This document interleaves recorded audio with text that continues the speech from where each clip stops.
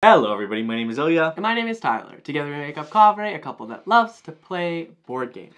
A married couple. Well, almost. On this day, the day this video is being posted, we could be signing our marriage papers right now. We definitely could be. Today is the day, so we thought we'd come here and celebrate with you. Yes. While the future us are celebrating. In Iceland.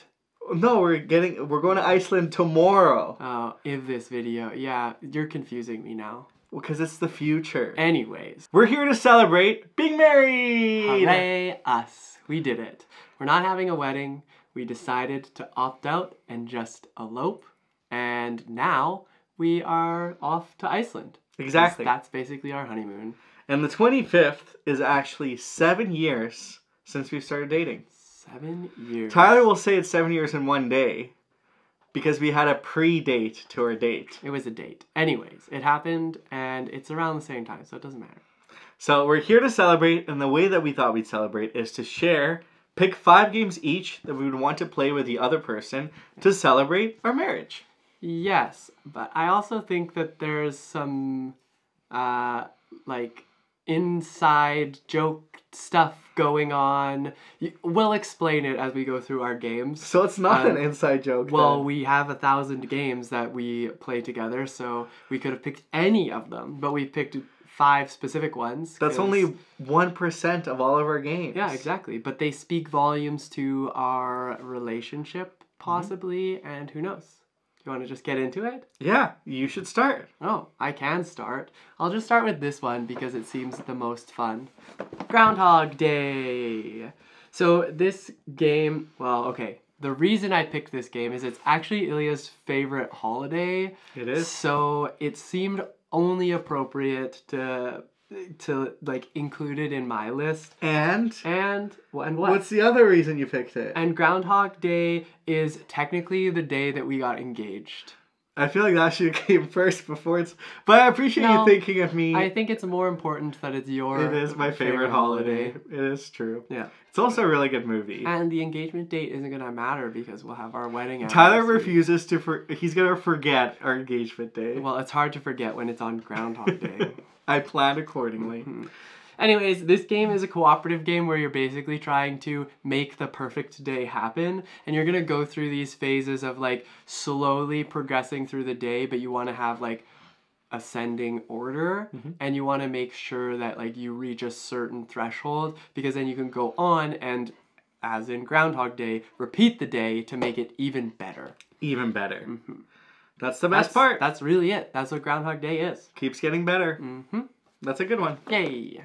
Now, I chose a journey for my games. A journey. So I'm going to start at the beginning. Very beginning. Above and Below. Yay. This was one of the first board games in our collection. Yes, of our mutual and we collection, have played it together so many times back in our early board game days. Mm-hmm. And I just have so many fond memories of me being above and going down below and adventuring, and Tylor reading me the stories from the book and me choosing what am I gonna do. And this game just showed me what board games really are, and I think it collectively ignited our passion. And I think Kovray has a lot of thanks to say to this game because I do think it really helped grow everything that we do today. Mm-hmm. But I will always hold all the memories very dear to my heart of us playing this game and also introducing it to so many lovely people that we consider our friends. Yep. Or enemies. Above and Below is definitely a good choice. I remember specifically every now and then I would even read out it in different character voices. Tylor does do very good character voices. That nobody will hear because I'm only comfortable saying them around you. That's Above and Below. Well, my next game is kind of a cop-out because it's Aqualin. And this is both our favorite 2-player game. So I think it would be silly not to mention this game. And basically, it's a tile placement game where you're going to be putting these tiles that have a colored animal on it, specifically sea creature, where you are either playing as colors or as the species. And you have to try and make like groups, but during this whole opportunity, you're moving things around, putting new ones down, and you're really just battling it out. My favorite part about this is it's Aquilin, school or get schooled. Because it's school of fish. Exactly. Of different sea creatures. Is that what schools are? Seas? No. But seas do get degrees. Ha! And that's Aquilin. Okay, continuing on my journey of our love story. We have Calico. Calico. Now the reason I chose Calico is there's a very specific picture that we took that is just very wholesome. It has a cup of coffee and Calico set up, and it was part of our very first blog that we wrote for Kovray. Yeah. So this was, the Kovray has begun, and Calico was, I think, also our first review, if I'm remembering correctly. I'm not too sure on that one. It might, definitely is our first video. I don't know if it's our first written review. But that's very exciting because we were really awkward. We were throwing ourselves out there to the internet to see if board games would be our thing. And we were doing it together. Yes. We supported each other. We learned so much across the different skill sets with photography, with video. And that was really wholesome. And just as wholesome as this cat that is laying in the... Just as wholesome as the Calico Cat. And the Calico Cat is foreshadowing to the 2 orange cats that we eventually got. Yes, I love Calico Cat. Well, I love orange cats in specific. This is not a Calico Cat, in fact. We don't have Calico Cats. We do not. We have an orange Tabbies. feisty cat and a calm cat. Yeah, tabbies, I think, aren't they? I don't know. Aren't they? Cat species are just over my head. Yeah. Anyways, that is Calico. I agree. I remember that photo, and it is like the ultimate cozy photo. It is. We'll show it. Yes. My turn? Okay, so I've got this one. It's called My City Roll and Build. It's a roll and write, so there's a few things to tackle here. Roll and writes were our first like big month that we did. Am I remembering that correctly? So roll and writes, every year we do a month dedicated to a certain theme, whether that be like mechanic or such and such. But we did roll and writes, 2 players, and tile placement so far. And this was our first. So it was really exciting to really plan that. And it was the first like large scale thing that we had put together with Kovray, where there was like so much content, so many giveaways. My city, ironically, was not part of the Roll and Write month because it's newer.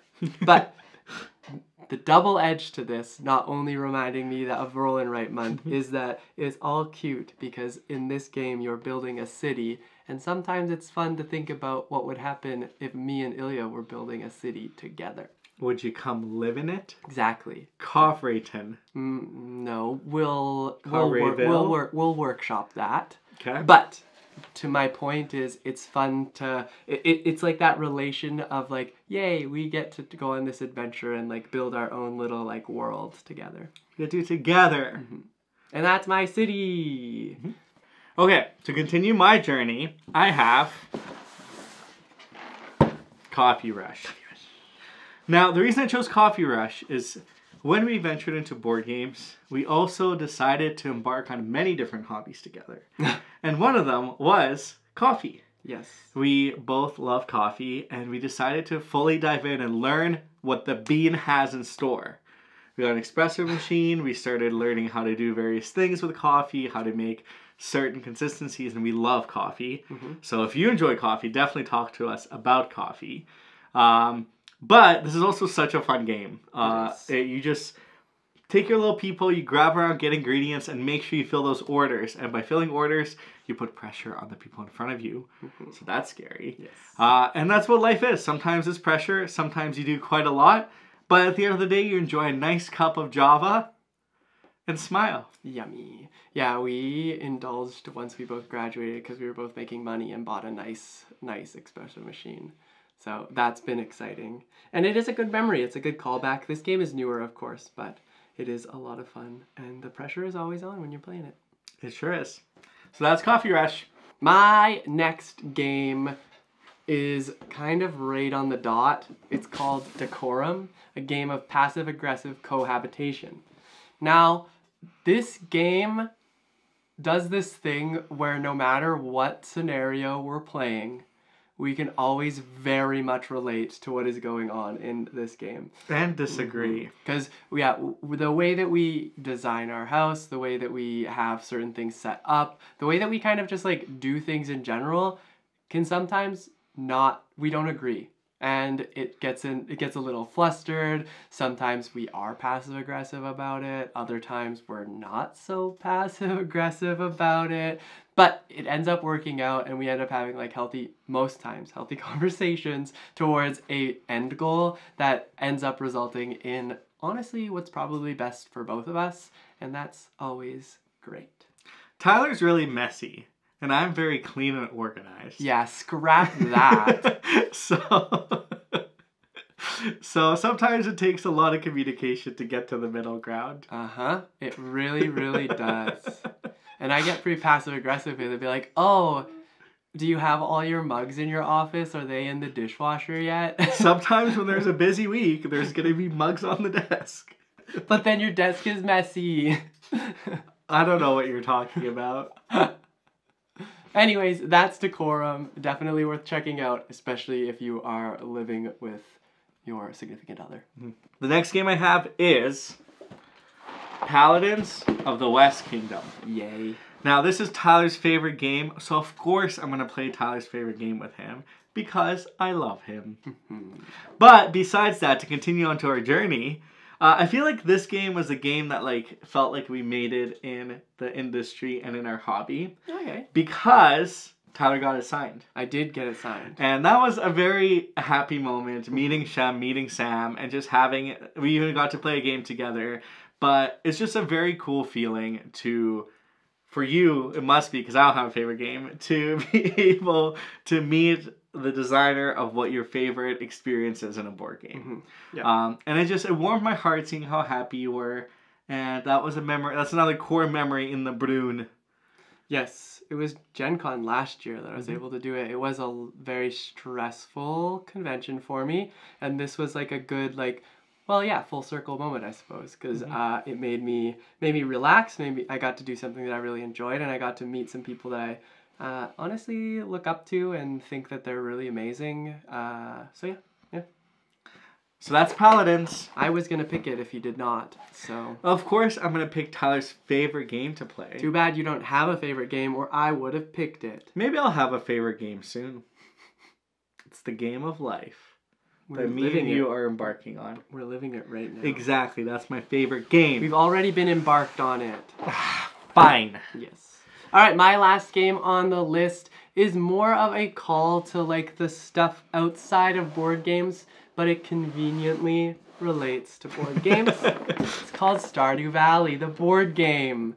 Before I think we really dove into board games, Ilya and I played a lot of video games on our spare time, and that was a lot of the ways that we spent our days together. So it was very cool. And Stardew Valley, for example, was one of those games that we were constantly playing. I would do all the mining. Tyler would do all the organization and everything farming. else.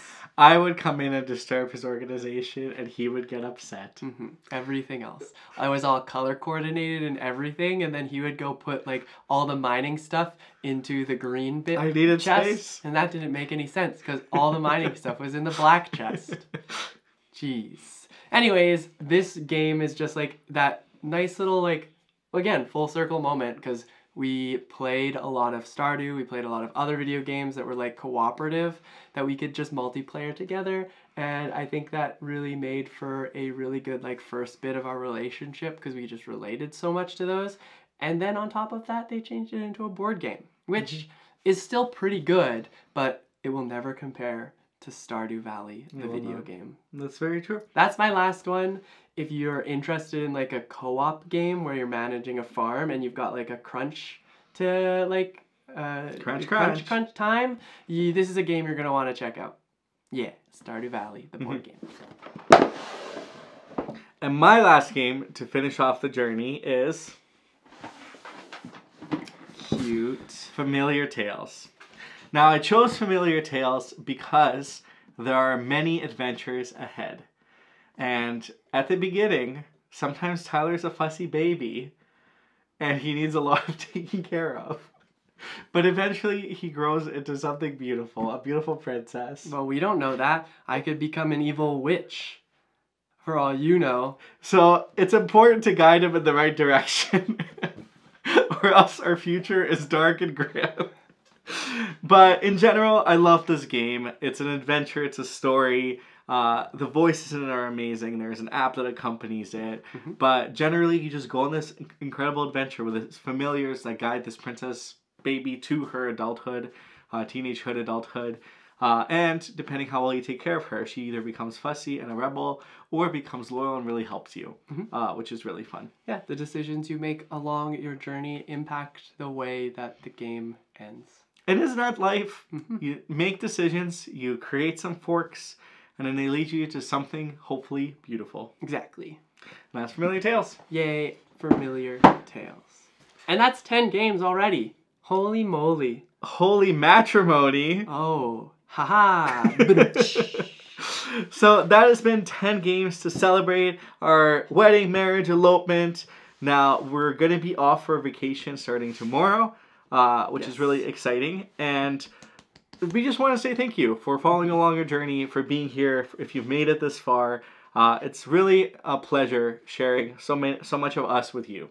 Yeah, and this was a nod to exactly that. Our adventure over the years of just being a couple, of learning and growing as a couple, and of course, including you folks in our journey, because it has been one heck of a ride. Are you going to start saying married couple in our intro now? We're a couple? I don't think so. It doesn't roll off as well. What's the point of getting married? My name's Tylor. Together we make up Kovray, a married couple who loves to play board games. It's a couple it's too many syllables. Guess we gotta call the wedding off. Oh, maybe. No. Maybe. Well, for our question of the day today, what is a game that you would choose that captures you as a person? Oh, I like that. Okay. Do you have one? I have one for you. Oh. It's How Dare You. How dare you? It's because you always say radical things, and I always have to say how dare you. I think I say how dare you more often than you. Do you really? Yeah, maybe. It's because I do. Maybe this is a perfect game to describe both of us. How dare you? How dare you? How dare you? Well, thank you so much for watching. If you enjoyed our video, check out the description for all the things you can do. Give us that thumb up that Tylor was holding earlier, and hit the subscribe button because it is free. We also have a community over on Discord and Patreon, so you can check those down in the description. And until later, we will see you when we're back from Iceland. Married. Yeah. Bye.